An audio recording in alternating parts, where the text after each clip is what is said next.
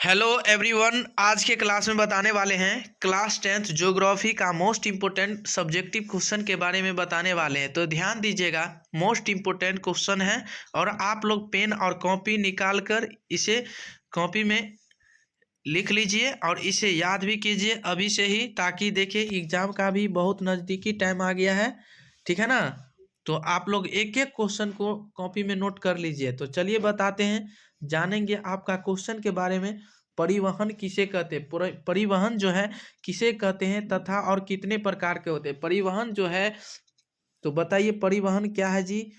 परिवहन वह माध्यम है जिसके द्वारा मानव यात्रा करता है। जिसके द्वारा मानव जो है ना यात्रा करता है उसे ही हम परिवहन कहते हैं। जिसके द्वारा मानव यात्रा कहते हैं उसे हम परिवहन कहते हैं। तथा माल ढुलाई यानी माल ढुलाई करता है। ठीक है। परिवहन मुख्यतः 5 प्रकार के होते हैं। ठीक है, परिवहन जो है मुख्यतः 5 प्रकार के होते हैं। और ठीक है ना, तो चलिए बताते हैं आप लोगों को बीच तो कौन कौन है सो बताते हैं। मोस्ट इंपोर्टेंट क्वेश्चन है।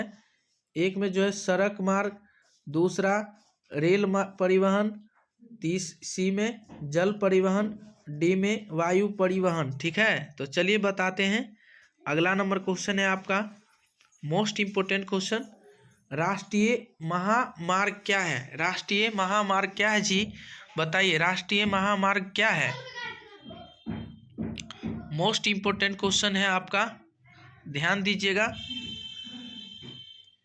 तो बताइए, आपका क्वेश्चन है इम्पोर्टेंट, राष्ट्रीय महत्व की सड़कों को राष्ट्रीय महामार्ग कहा जाता है। यानी राष्ट्रीय महत्व की सड़कों को राष्ट्रीय महामार्ग कहा जाता है। वहाँ एक राज्य को दूसरे राज्य से जोड़ती है। क्या है? जोड़ती है। इनका निर्माण कार्य एवं रखाव केंद्रीय सरकार करती है। इसका रखाव जो करती है वो किसका काम है? केंद्रीय सरकार करती है। कौन करती है? केंद्रीय सरकार करती है। ठीक है, चलिए क्वेश्चन पे ध्यान दीजिएगा कि नागपुर सड़क योजना क्या है। नागपुर सड़क योजना क्या है और इसका स्थापना कब किया गया। इसका स्थापना भी कब किया गया है, तो बताइएगा। मोस्ट इंपोर्टेंट क्वेश्चन, नागपुर सड़क योजना एक सरकारी विभाग है। नागपुर सड़क योजना जो है एक सरकारी क्या है? विभाग है। इसके अंतर्गत देश में सड़क मार्ग को चिन्हित किया जाता है। अंतर्गत देश में सड़क मार्ग को चिन्हित किया जाता है। इसका विकास 1857 ईस्वी में ही किया गया था। इसका विकास जो हुआ था 1857 ईस्वी में। नागपुर सड़क योजना के अनुसार भारत में 4 प्रकार के सड़क हैं। कितने प्रकार के? 4 प्रकार के सड़क हैं। ठीक है, चलिए क्वेश्चन पे ध्यान दीजिएगा। राजस्थान में भारत में सड़क मार्ग के प्रादेशिक वितरण लिखे। प्रादेशिक वितरण लिखे क्या है जी, तो बताइएगा। पक्की सड़कों की लंबाई की दृष्टि से देश में पहला स्थान महाराष्ट्र तथा सबसे कम पक्की सड़कों वाला लक्ष्मी द्वीप क्या? लक्ष्मी द्वीप है। सड़क के घनत्व की दृष्टि में केरल प्रथम स्थान पर रखता है। केरल क्या है? प्रथम स्थान पर रखता है। पूरे भारत में सर्वाधिक सड़कों का घनत्व दिल्ली में है। पूरे भारत में सर्वाधिक सड़कों का घनत्व कहाँ है जी? दिल्ली में। ठीक है, क्वेश्चन पे ध्यान दीजिएगा। राष्ट्रीय राजमार्ग के बारे में लिखे। राष्ट्रीय राजमार्ग के बारे में लिखे, ध्यान दीजिएगा। बने रहिए। और आप लोग इसे सब्सक्राइब नहीं किए हैं तो आप लोग इसे सब्सक्राइब कीजिए, लाइक कीजिए और कमेंट कीजिए। सारे दोस्तों के पास भी शेयर कर दीजिए। ठीक है ना? तो चलिए बताते हैं आपका मोस्ट इंपोर्टेंट क्वेश्चन,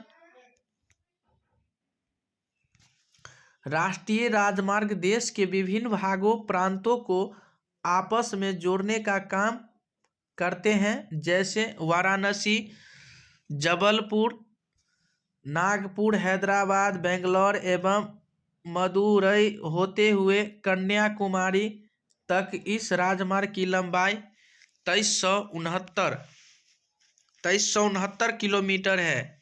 इसका जो है जी, समझ गए होंगे कि राष्ट्रीय राजमार्ग देश के विभिन्न भागों के प्रांतों को आपस में जोड़ने का काम करते हैं। ठीक है, जैसे में वाराणसी, जबलपुर, नागपुर, हैदराबाद, बेंगलोर एवं मदुरई होते हुए कन्याकुमारी तक इस राजमार्ग की लंबाई जो है जी 2369 किलोमीटर है। ठीक है, कितना है?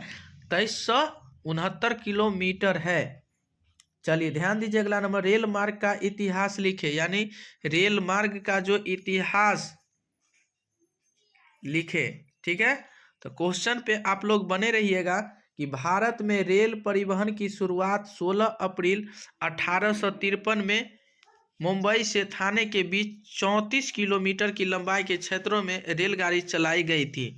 तो आपको सबसे पहले जो बता देंगे, और कोई ऑब्जेक्टिव में आपको फिक्स है जो पूछेगा ही कि भारत में रेल परिवहन की शुरुआत कब हुई, तो आपको बोलना होगा कि 16 अप्रैल 1853 में मुंबई से कहाँ तक चला, मुंबई से थाने के बीच कितने किलोमीटर चली, तो 34 किलोमीटर की लंबाई के क्षेत्रों में रेलगाड़ी चलाई गई थी। ठीक है, भारत में रेल परिवहन का श्रेय ब्रिटिशों को जाता और वर्तमान समय में भारत के सभी राज्यों में रेलवे लाइन का जाल बिछा दिया गया था। क्या बिछा दिया गया था? रेलवे लाइन का बिछा दिया गया है। ठीक है, रेल परिवहन भारत सरकार के अधिवेशन कार्य करता है। रेल परिवहन जो है ना, भारत सरकार के अधिवेशन कार्य करता है। ठीक है, चलिए आप बताइएगा मेरे भाई कि पाइपलाइन मार्ग क्या है जी, संक्षेप में बताइए। पाइपलाइन जो है ना, पाइपलाइन क्या है, उसे संक्षेप में बताना होगा। ठीक है, तो कॉपी में नोट कीजिए, कॉपी निकालिए। भारत में पाइपलाइन मार्ग के द्वारा पेट्रोलियम पदार्थ को शुद्ध करने के लिए तेल शोधक परिष्करण केंद्र में पर भेजा जाता है। यानी शुद्ध करने के लिए तेल शोधक परिष्करण केंद्र पर भेजा जाता है तथा शुद्ध तेल को पाइप लाइन मार्ग के द्वारा भंडारण करके उसे छोटे छोटे वाहनों के द्वारा उपयोग देता है। ठीक है, तो चलिए अगला नंबर क्वेश्चन पे ध्यान दीजिएगा आप लोग। ठीक है, हजारों में बेचा जाता है। पाइपलाइन मुख्यतः दो प्रकार के होते हैं। पाइपलाइन मुख्यतः कितने प्रकार के होते हैं? 2 प्रकार के होते हैं। ठीक है ना, 2 प्रकार के होते हैं। वो कौन कौन होते हैं? तो एक में जो होते हैं तेल पाइप लाइन, दूसरा गैस पाइप लाइन। ठीक है, चलिए आप लोग समझ गए होंगे। ऑब्जेक्टिव में यदि आ जाए कि पाइपलाइन कितने प्रकार के होते हैं, तो पाइपलाइन अभी से ही याद रख लीजिएगा कि पाइपलाइन जो होते हैं वो 2 प्रकार के होते हैं। ठीक है ना, चलिए अगला नंबर क्वेश्चन बताते हैं जी। आपका मोस्ट इंपोर्टेंट क्वेश्चन कि वायु मार्ग क्या है जी? वायु मार्ग क्या है जी, बताइए। भारत में वायु मार्ग परिवहन की शुरुआत सन 1911 ईस्वी में हुआ था। वायु मार्ग का जो है ना परिवहन की शुरुआत जो हुई, कब हुई? 1911 ईस्वी में इलाहाबाद से नैनी के बीच हुई थी। इलाहाबाद से कब हुई थी? नैनी के बीच हुई थी। 10 किलोमीटर की यात्रा संपन्न की गई थी। 10 किलोमीटर की यात्रा संपन्न की गई थी। वायु मार्ग के द्वारा किसी भी स्थान पर किसी भी समय आसानी से कम समय में पहुंचा जा सकता था। किसी भी समय में आसानी से क्या किया जाता था? आसान स्थान पर पहुंचा जाता था। किसी भी समय आसानी से कम समय में पहुंचा जा सकता था। ठीक है ना। अब बताइए, वायु परिवहन आपातकाल के दौरान संकट मोचन के रूप में लोगों को मदद करती थी। संकट मोचन के रूपों में लोगों को क्या करती थी? वो मदद करती थी। ठीक है ना, चलिए बताइए। अगला नंबर क्वेश्चन है आपका, जल मार्ग के बारे में संक्षेप में लिखे। यानी जल मार्ग के बारे में संक्षेप में लिखना है जी। तो परिवहन का सबसे सस्ता माध्यम जल मार्ग को माना जाता है। परिवहन का सबसे सस्ता माध्यम जल मार्ग को माना जाता है, क्योंकि इसे चलायमान करने के लिए कोई मार्ग बनाने की आवश्यकता नहीं पड़ती है। सस्ते दर पर यात्रा भी संपन्न होती है। भारत का लगभग 95% विदेशी व्यापार के द्वारा ही संपन्न होता है। लगभग भारत में जो है 95% विदेशी व्यापार के द्वारा ही संपन्न होता है। ठीक है, चलिए अगला नंबर क्वेश्चन है, संचार व्यवस्था क्या है जी, इसकी विशेषता को लिखे। संचार व्यवस्था क्या है जी, बताइए। संचार व्यवस्था जो है मानव एक स्थान से दूसरे स्थान तक जिसके माध्यम से सूचनाएं का आदान प्रदान करता है उसे हम संचार कहते हैं। जैसे प्रभात खबर, ठीक है, कहा जाता है संचार व्यवस्था की प्रमुख विशेषता निम्नलिखित है। यह स्तर पर तथा कम समय में सूचनाओं का पहुंचाना, कम समय में ही सूचनाओं को क्या करना, पहुंचाना, उसे ही यह संचार कहते हैं। ठीक है, चलिए ध्यान दीजिएगा क्वेश्चन पे। अंतर्राष्ट्रीय व्यापार क्या है तथा इससे क्या क्या लाभ होता है।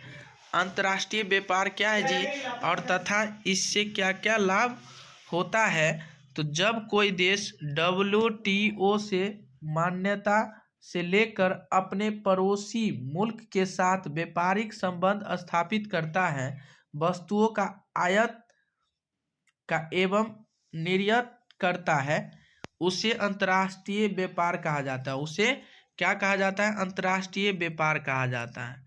तो बताइए, क्वेश्चन है आपका कि भारत में सड़क मार्ग के बारे में लिखिए। भारत में सड़क मार्ग के बारे में लिखना है। तो ध्यान दीजिएगा क्वेश्चन पे कि आपका मोस्ट इम्पोर्टेंट, भारत में सड़क मार्ग अत्यंत प्राचीन मार्ग है। इसकी आरंभिक प्रमाण हड़प्पा संस्कृति तथा मोहनजोदड़ो की सभ्यता से मिलती है। इसके द्वारा प्रतिदिन करोड़ों मानव अपनी यात्रा संपन्न करते हैं तथा सुखी जीवन व्यतीत करते हैं। तो मेरे भाई उम्मीद करते हैं कि आप लोग इसे अच्छा तरीका से समझ गए होंगे। तो चलिए आज की क्लास में इतना ही, तब तक के लिए बने रहें और इससे अगले वीडियो में आप लोगों को बीच ज़रूर फिर मिलेंगे। और तब तक के लिए बने रहें और आप लोग इसे सब्सक्राइब भी कर ले और लाइक भी कर ले, ताकि जब जब लाइव क्लास आऊँ तो आप लोगों को भी ज़रूर मिल सके। तो चलिए आज के लिए इतना है, तब तक के लिए बने, इससे अगले वीडियो फिर मिल लेंगे।